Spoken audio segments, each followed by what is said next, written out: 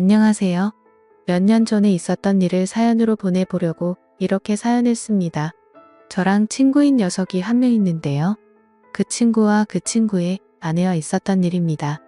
한참 바이러스 때문에 밖에서 술을 마시거나 각종 모임을 하기가 껄끄러울 때 있었던 이야기입니다. 아무래도 영업시간 제한이 있어서 밖에서 술을 마시기가 어려웠잖아요. 지금은 조금 완화가 됐긴 하지만 언제 또 영업 제한이 걸릴지 모르겠네요. 아무튼 그런 영업 제한 때문에 편하게 술 마시기도 어렵고 그래서 친구네 집에서 술을 마셨습니다. 그 친구는 저와 군대 동기에다가 5년 전 전역한 이후에도 꾸준히 연락하고 지낸 매우 가까운 사이입니다. 저와 친구는 군대 전역 후에 빨리 취업을 하게 됐고 각자 여자친구가 있어서 빨리 결혼까지 하게 됐네요. 그래서 어린 나이에 집안의 도움을 많이 받아서 빨리 결혼을 할 수 있게 됐고 지금은 나름대로 행복한 가정을 꾸리고 살고 있습니다. 저와 친구가 친한 사이였기 때문에 친구의 아내도 제 아내와 무척 가까웠습니다. 우리는 서로의 집으로 가며 부부 동반 모임을 즐겼지요. 함께 여행도 많이 가고 캠핑도 몇 번 갔습니다. 그렇게 가깝게 지내다 보니까 뭘 하더라도 같이 하게 되는 경향이 좀 생기더라고요. 그러던 어느 날 제가 친구 아내에게 느껴서는 안 될 감정을 느끼게 된 계기가 있습니다. 스스로 생각해도 참 한심하고 위험하다는 생각이 드는데 그때는 참으로 모든 게 혼란스러웠습니다. 문제의 발단은 한 달 전 저녁이었습니다. 우리 부부와 친구네 부부가 백화점에서 쇼핑하다가 우연히 서로를 만났고 함께 쇼핑을 하다가 저녁까지 먹게 된 겁니다. 백화점은 해운대 센텀시티에 있는 신세계 백화점이었는데 거기에 음식점이 많이 있거든요. 워낙에 백화점이 크다 보니 쇼핑하는 데에만 엄청난 시간이 걸렸고 발도 아프고 해서 따로 어디 가지 않고 백화점 안에 있는 식당가에서 함께 저녁을 먹으며 여러 대화를 이어갔습니다. 식사를 거의 다 할 때쯤 친구의 아내가 잠시 화장실에 다녀오겠다며 급히 일어서더군요. 그렇게 5분쯤 지났을 때 마침 저도 화장실이 급해 겸사겸사 일어났지요. 밥 다 먹고 운전도 해야 하는데 본격적으로 운전하기 전에 깔끔하게 화장실 다녀오는 게 좋잖아요. 그런데 화장실을 가던 중 통로 앞에 넘어져 있는 친구의 아내를 본 겁니다.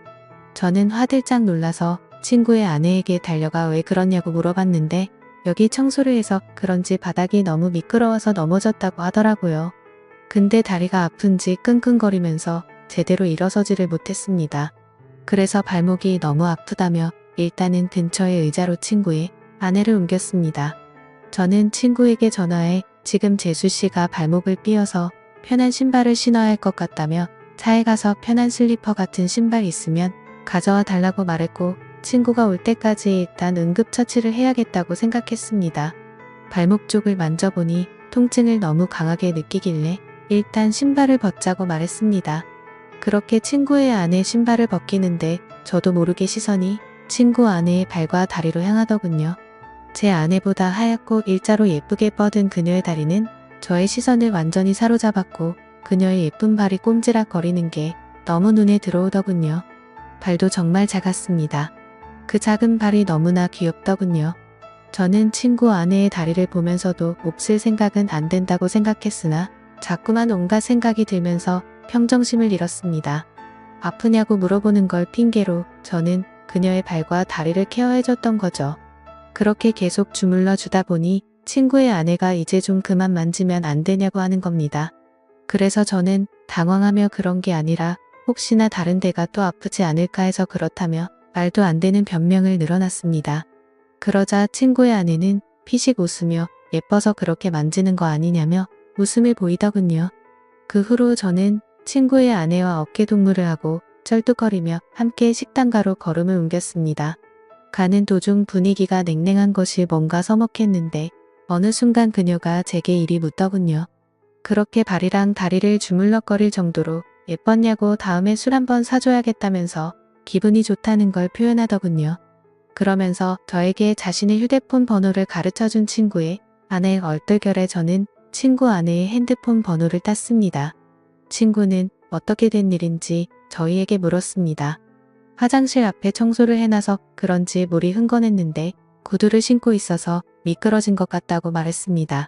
그렇게 재수 씨는 슬리퍼를 신었고 친구는 제게 고맙다는데 순간 그 친구에게 미안하더군요. 저는 친구 사이에 고마운 게 뭐가 있냐며 괜찮다고 했더니 이번 저녁은 자기가 무조건 사겠다고 합니다. 화장실에 다녀온 저는 다시금 후식을 먹기 위해서 숟가락을 들었고 제 아내와 친구 아내와 함께 즐거운 대화를 이어갔습니다. 그날은 술도 빠지지 않았지요. 그렇게 즐겁게 마무리를 하고 집으로 돌아왔습니다. 그 뒤로 3일 정도가 지났을 때 이상하게 자꾸 그녀가 생각나서 결국에는 연락을 해봤습니다. 발은 괜찮냐고 병원 안 가봐도 되겠냐면서 그런 시시콜콜한 문자를 주고받았어요. 각자 배우자도 있는 사람들이 이게 뭐하는 짓인가 싶겠지만 무언가 서로를 끌려하고 있다는 게 느껴지는 그런 기류가 있었습니다. 그렇게 우리는 일주일 넘게 배우자 모르게 서로의 연락을 은밀히 주고받았습니다. 어쨌건 그렇게 연락을 좀 하는데 친구 아내가 저에게 매우 적극적이라 혼란스러웠습니다. 문자를 몇 번 주고받지도 않았는데 그 뒤로는 요즘에 뭐 하는지 별일 없는지 시간 있으면 술 한잔 하자는 식으로 여러 번 말을 하는 거예요. 그렇게 친구의 아내를 따로 만났습니다. 이렇게 친구의 아내와 밖에서 따로 만나는 건 확실히 바람피는 기분이 들어서 최대한 그런 느낌을 주지 않으려고 노력했습니다. 아내 얘기를 많이 했고 앞으로 아이 계획도 얘기하면서 최대한 상대방과 거리를 두려고 의도적으로 노력했죠. 그리고 서로의 대화가 한참이던 때 느닷없이 그녀가 제게 다가오더라고요. 순간 너무 당황해서 너무 어이가 없고 이 사실이 믿기지 않더군요. 그녀를 마주보고 대화하던 제 얼굴은 크게 일그러졌고 친구 아내는 저를 보며 도발하는 눈빛을 날렸습니다. 초저녁에 만나서 그렇게 간단하게 자리를 가지려고 했는데 계속 이렇게 하다가는 뭔가 사고를 칠 것만 같아서 저는 급하게 집으로 가야 한다며 집으로 돌아갔습니다. 솔직히 너무 무섭더군요. 그녀는 정말 친구에게는 과분하다는 생각이 들 정도로 아름다운 미녀인데 왜 갑자기 저한테 그렇게 대놓고 도발을 하는지 믿을 수도 없었고 그럼 그녀의 태도를 어떻게 받아들여야 할지 혼란스럽기만 했습니다. 그렇게 안절부절 못하면서 휴대폰만 보고 있었는데 어느새 시간은 12시쯤이 되었고 마음이 심란해서 잠이 오질 않더군요. 그런데 느닷없이 어디선가 전화가 걸려오는 겁니다. 친구 아내였습니다. 저는 전화를 받지 않으려고 했으나 자꾸만 걸려오는 전화에 난감했습니다. 제 아내는 이 야심한 밤에 누구냐며 짜증을 냈고 저는 회사 상사 전화라며 거실로 나와 걸려오는 전화를 속삭이며 받았습니다. 이렇게 늦은 시간에 왜 자꾸 전화하냐고 말했습니다. 그러자 한동안 말이 없던 그녀는 남편이 오늘 급하게 출산 때문에 지방으로 내려간다며 우리 집으로 오라고 하더라고요. 저는 가지 않겠다고 대답하고 전화를 끊었지만 마음이 너무 혼란스러웠습니다. 사실은 미치도록 가고 싶었습니다. 도저히 그녀의 유혹을 떨쳐내기가 쉽지 않더라고요. 앉아서 10분 동안 안절부절하며 생각만 한 것 같습니다. 이건 마치 하늘이 준 기회라고 생각했거든요. 아직 혈기왕성한 어린 나이 한 명이라도 더 경험하는 것이 하늘이 나에게 준 축복이 아닐까 하는 생각이 들었습니다. 도저히 그 유혹을 떨쳐버릴 수 없었습니다. 결국 저는 자고 있던 아내 귀에 대고 회사에 급한 일이 있어 나가봐야 한다고 둘러대며 급히 옷을 입었습니다. 그렇게 집에서 나온 저는 친구네 집으로 향했습니다. 친구의 집 앞 대문에 서서 가만히 있었습니다. 항상 이곳을 올 때면 친구가 저를 반겨줬는데 오늘은 친구가 아니라 친구의 아내가 저를 반겨주겠다는 생각이 들더군요. 한편으로는 마음이 참 씁쓸했습니다. 그렇게 집으로 들어가 현관을 지나 거실로 들어서니 촛불이 켜져 있었고 와인까지 준비되어 있었습니다. 그 광경을 보고 저는 정말 두근거리더라고요. 친구 아내는 예쁜 미소를 지으며 쳐다보는데 정체가 도대체 뭔지 궁금했습니다. 만반의 준비를 하고 친구의 남편을 꼬시는 여자가 정상이라고 생각이 들지 않았거든요. 저는 일단 경계하는 자세로 그녀와 이야기를 이어나갔습니다. 그녀의 이야기를 들어보니 충격적인 사실을 한 가지 알게 됐습니다. 자기가 지금 이러는 이유는 자신의 남편이 먼저 바람을 폈기 때문이라는데요. 남편은 어느 순간부터 출장을 굉장히 많이 가기 시작했고 그런 남편이 의심스러워서 남편의 휴대폰을 조금씩 봤다고 하더라고요. 근데 남편의 휴대폰에는 직장 동료와 주고받은 연락이 상당히 많았는데 그 중에 몇 명의 후배와 나눈 연락은 느낌이 많이 달랐다고 합니다. 심지어 한 명의 후배와 바람을 피운 게 아니고 여러 명의 여자와 동시에 바람을 피우고 있었던 겁니다.